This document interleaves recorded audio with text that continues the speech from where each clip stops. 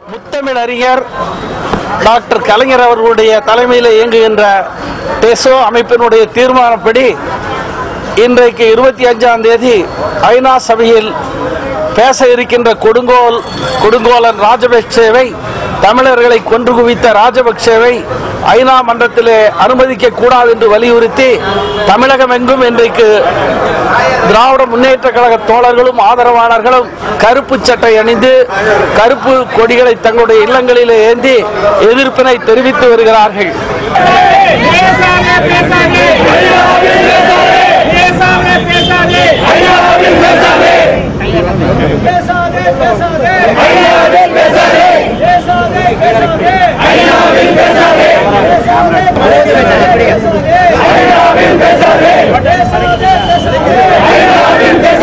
கொடுங்கோலன் ராஜபக்சே இந்த எதிர்ப்பினை பார்த்தாவது எதிர்காலத்திலே தமிழர்களுக்கு வாழ்வதற்கு உரிமையை வழங்குவார் என்று நம்புகிறோம்.